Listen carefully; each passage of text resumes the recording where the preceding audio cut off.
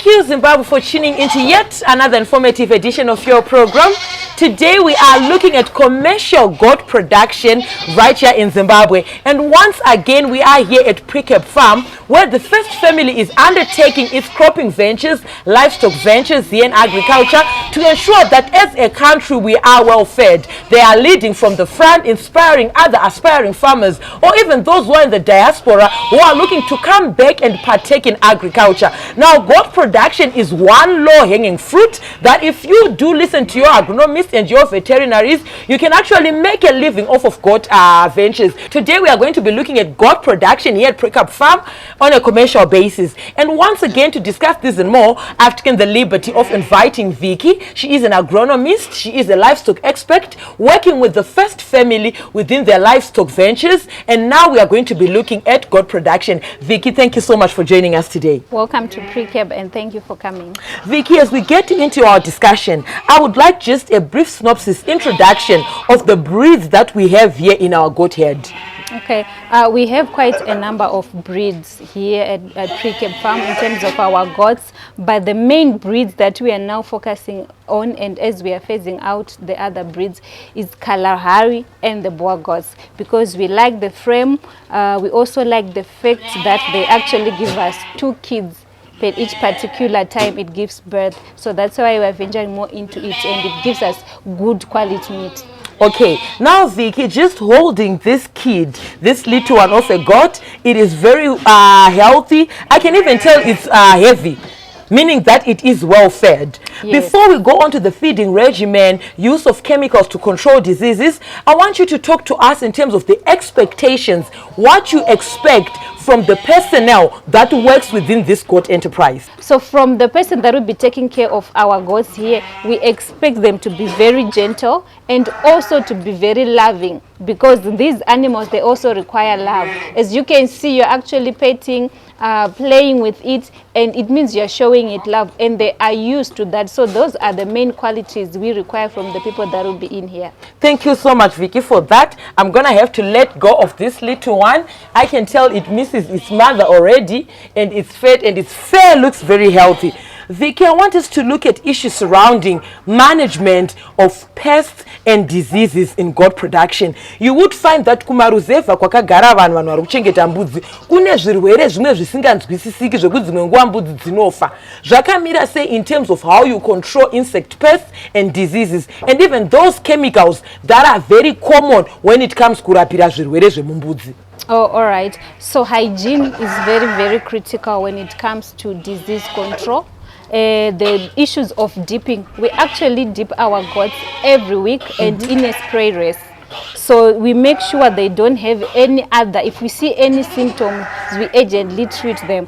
And also we actually give them that balanced diet. It also makes them fight against any disease or any infection within the body.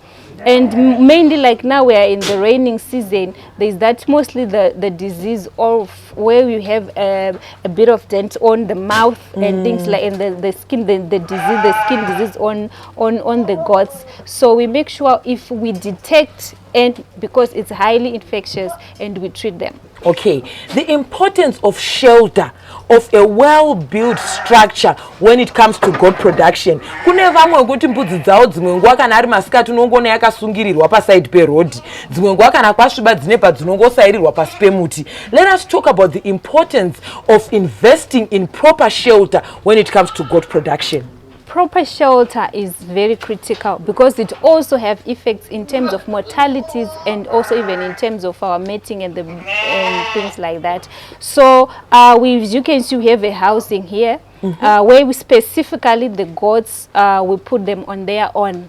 And there isn't any rainfall which gets through, because if they are rained upon, we can actually have mortalities, and even it also affects even their breeding, and they also require a lot of fresh air. You can see there's a lot of ventilation within our structures. It means fresh air can come in, and also because of the roofing we have, there is not too much direct light that gets into them. So therefore, when they've eaten, they're done with grazing, now they can have their water, they drink water, they rest where there is shade, and also while they are eating some hay bales that we put outside for them.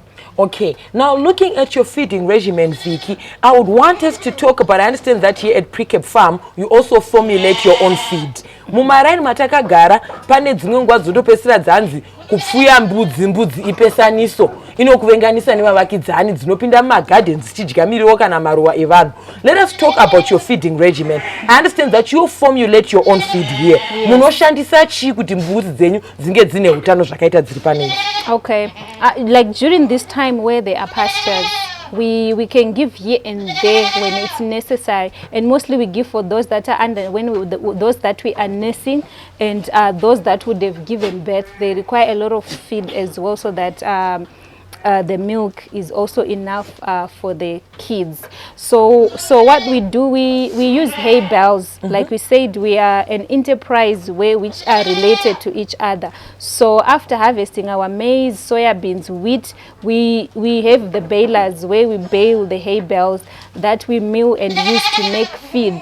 We also have maize, the crushed maize, that we also use within our formulations, of which we have maybe our own private formulation, that is something that we add at Precap to make sure our feed has got balanced diet. Okay, thank you so much, Vicky, for telling us in terms of how you formulate your feed and the importance of supplementing, not just letting your goats graze out there, because panenguwa inopera mafuro. On that note, viewers, we've come to the end of the first segment. We're going to go on a short commercial break. We'll be right back with this and more in the second segment. Stay tuned.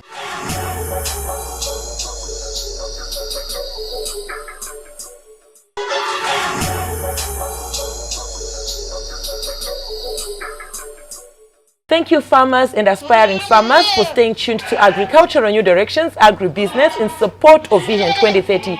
Today, we are looking at commercial goat production here at Precap Farm in Midlands, the farm that is being owned by the First family, where they are undertaking various agricultural enterprises and ventures to ensure that they are leading from the front and inspiring farmers. Now, viewers, we encourage you to be a part of these conversations. Feel free to get in touch with the producer, Wadzanai Manyore, so 0772-807-506.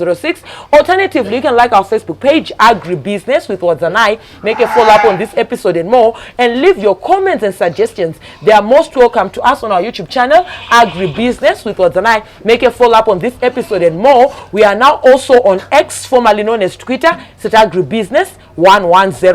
Now, earlier on with the break here, we're just looking at the importance of shelter, the structures that you can invest in to ensure that your goats are well taken care of. Vicky, we are here in the second segment. Welcome back. Thank you, Wadza. Vicky, as we get into our discussion in this second segment, people might want to know those diseases and maybe the control, the chemicals that are common, that are used in goat production, those chemicals that are common, and those diseases that you say, zvinenge zvafamba sei, dzimwe nguva zvonzi mbudzi yanaiwa, kuri kutomboti kwacho yanaiwa, zvinofambiswa sei? Oh, thank you so much. So hygiene, like I've mentioned before, it's of critical value when it comes to goat production. We as goat production farmers, we always discourage farmers from having the rainfall falling directly on our goats. Within a short period of time, you might not see any changes, but in the longer run, you start having mortalities. So, in terms of, back to your question on diseases, usually the disease we are mentioning, it's called ORF, which is very common to our goats, especially now that there is a bit of damp and in raining season. So what you do, if you identify any of your cattle with any of your goat with such symptoms, you immediately isolate it. That's the first thing. After isolation, you make sure you treat it. Usually treatment is with ivermectin and penicillin. And when you treating these drugs, you have to know the rightful place to inject, because they are intramuscular drugs where you have to inject at a certain place, so that its effectiveness is also high. So it's also critical to our farmers when they are injecting and controlling. They know which place, which muscle, which area exactly to inject, and our drugs will be written. So it's also of key value to make sure you read your instructions, yes, on any other drug that you need to use, so that you know the right amount also to apply or to inject, because such also depend on the weight of, yes, of your goats. Now, Vicky, you would find that at times in goat production, pane painonzi yabereka ma-twins. It's very common in goat production. Yes. Let us talk about fertility, issues of fertility in goat production. Is there a way, is there feed, is there chemicals that you use to ensure that you enhance fertility? When it comes to goat production, what enhances fertility which leads to high production and productivity? Fertility, there are a number of factors which affect that. So mostly it's the issue of feed. Are you giving a balanced diet? Definitely, if you're giving a balanced diet, you're guaranteed your fertility will be high, because your goats will be having the right amount of nutrients, and it can easily be on heat and mating takes place. And also the issues of fertility, even it also depends on the disease control that you do. If it's always sick, it means even its fertility levels can be lower. Yes. So it's good you dip, you avoid any other diseases from occurring, and that way you are guaranteed of maximum fertility. And even here, most of our goats, they actually give us twins. Yes. We do have 2 kids at a certain time, and it's quite a good experience, because you know your numbers in terms of production are becoming higher at a short period of time. Now, Vicky, you would look that when you look at these goats, in terms of feed, is there feed that is specific for those goats that are pregnant, those that are carrying, those that are during the gestation period, and even the bucks, the males that are used for mating? Because I understand that there is a mating ratio. One buck maybe can service a certain number of females. In terms of feed, is there specific feed that you give for those goats that are carrying the bucks? In terms of feed, are there any differences? What we can say is we necessarily don't give a specific type of feed, but what we do is we look at the condition of the goat. So if if it's just pregnant, we make sure it's grazing normal and there's enough nutrients within the feed that it will be having.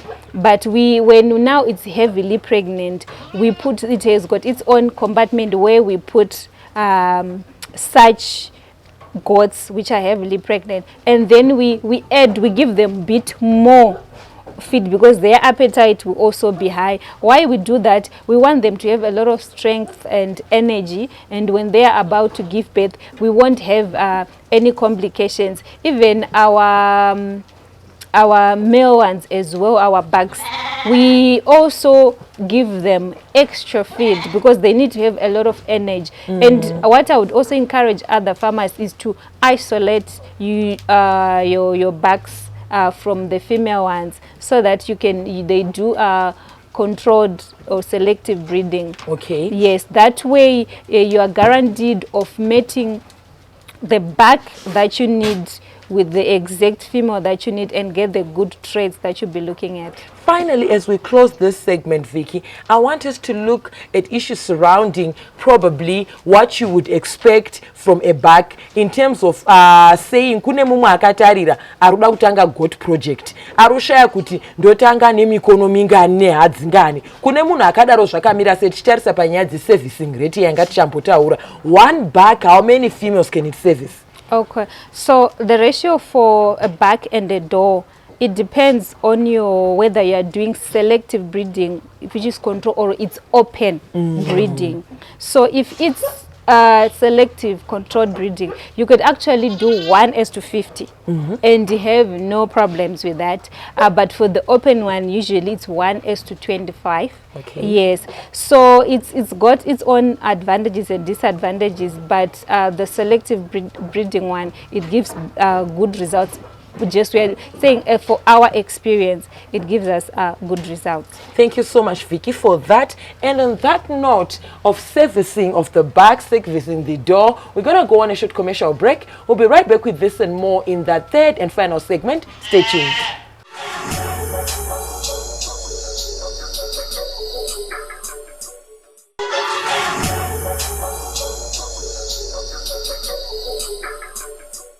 Thank you, Zimbabwe, for staying tuned to Agricultural New Directions, Agribusiness in support of Vision 2030.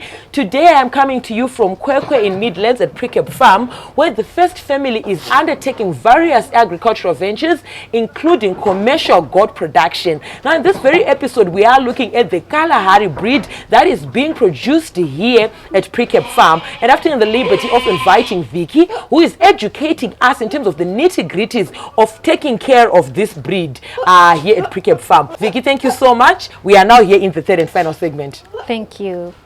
Now, I want us to look at issues surrounding vaccination. When it comes to vaccination, how is it done? The chemicals that you use, the periods of vaccination, and the purposes of vaccination. Okay. Mostly we do pulp kidney vaccination, which we do once a year. It's an annual, which we do within that particular month all the time, so that it becomes annual. And in terms of any other vaccinations, we some of them we do depending if there is an outbreak of something where we are supposed to. But otherwise, like I've mentioned before, our disease control, our hygiene, we try by all means to make sure they are up to standard, and we can barely have disease where we have to constantly vaccinate or treat. Okay. Now, in terms of your goats identification, I understand that you do use tags. How is it done? And also, can you take us through your record keeping in terms of goats production? You do have records. Yes. What will you be recording? Munenge mchirecorda chi pakufuyiwa kwembudzi. Also, identification. Munenge mchizvamisa sei panyaya dzematags? Okay, so tagging, it's for identification. Once if you have your goat lost somewhere, you are able to identify with the numbering that you would have done or how you would have labeled it that this belongs to Precap Farm. And so that's the most important thing on identification, because goats are a bit smaller. They can easily sneak to the next farm and always come back, so it's easier. And it's even when someone wants to steal, if they are identified, we can actually pick from this tag to where they belong to. And also even the importance of identification, it's critical when we are also keeping our records. Records we keep quite a lot. We need to know the total number of the goats that you have, and we further classify them. How many kids do we have? How many bucks do we have? How many doors do we have? Which ones have given birth? Which one is given birth at which particular time? And we keep those records. So in terms of our production and also to gauge on our profitability, it's good to have those records. Finally, Vicky, let us talk about goat markets. You are in the livestock industry. I understand that you do also often encounter people who are looking to buy goats, even in the groups that we associate in on social media, on WhatsApp. In terms of the market of goats, to those that might want to aspire to get into this adventure or this goat enterprise, commercial goat enterprise production, what is the market looking for? Are they looking for meat? Are they looking for the goats? What are the market expectations, your sentiments and views? The market for goats is quite huge, both locally and export market. We have a lot of supermarkets that are in need of goat meat, and no particular farmer is actually meeting the demand of supplying the goat meat to our local butcheries, to our supermarkets, and even just for the home consumption. A lot of people will also be buying. So I can say from the information coming out, our goats farmers are actually not meeting the demand, even on exports. there is a lot of demand for export of goat meat outside the country, but we are getting there. Yes, that's why even here at Pre-Cape Farm, we're saying we've put in new structures that house 1,000 to 1,200. So it means we are taking a step forward towards that, where we saw there is need, and we took that, and we also would like to have a lot of income coming to us. For a doe, for you to say that it is still very productive, it can still carry a kid, it can still produce for us, how long does it take before you let go of it, or before you engage in culling? For a doe, even for the buck, during its productive period, what is it like before you let go of it, either take it to an abattoir or just sell it? Okay, so we look at a number of factors. Like we have the team that will be taking care of these goats. So while they are out there, we tell them, please, may you please check which buck is very active. Yes, that information is very critical. It's also part of our records, where we see this buck is very active, and we still need it within our production. And even when we are putting our ratio, we make sure of bucks to does. We make sure our bucks we have an odd number, because sometimes they fight. For so females. yes, so it's either 3, 7, 9, so that when two are fighting, there's one that is on production. If we put a number where it's even, then if 2 fight, there is no production they are just fighting. Yes, so some are those critical issues that other people might not think they are not important, but they are very critical. Finally, as we close this segment, Vicky, simplify to our audience there at home in terms of goat production. Like I alluded to earlier on, before we went to the second break, I spoke of it as a low-hanging fruit. Encourage our audience there at home. Simplify it for them. As we close. All right. So, yeah, goats are quite cheap to keep. But the chip that we are talking about comes on through the biosecurity issues that that you'll be doing, your hygiene, clean water, enough feed, enough nutrients within the body so that it fights any other disease which tries to come out, and even cleaning within the housing. So any farmer who would like to venture into goat production, it's really not that expensive. Even if you are looking at the period where the gestation period, it's quite short compared to other livestock production like your cattle, which goes to 9 months. So we would encourage any other farmer to venture into goat production. And even diseases, they are very, you can barely have any other disease that can come. And in terms of feeding, even let's say they even like the tree leaves of certain shrubs. types, yes. So that way, even you don't have enough pastures, you are guaranteed that your goats can always find little other things to graze, and that way you have lower costs in terms of feed, you have lower costs in terms of administration of drugs, you have also lower costs in terms of vaccinations. So that way it's cheaper. Thank you so much, Vicky. Just to add on what you just said, you would find that ukaenda kwana mtare kwa marangi oku kunenge kusina kana sora kana mafuro, but tumbudzi tweko twakanuna tunenge tuchijia mipangara iya netumiti tunenge tuchimera twakatonuna, meaning kuti goat production is indeed a low-hanging fruit that our Zimbabwean farmers need to take advantage of. It was a pleasure having you with us today. Thank you, Waza. From me, your host, Odanai Manyore, I'm also on Instagram. It's a W Manyore, and the crew behind the scenes. Have yourselves a fabulous evening. Thank you for watching.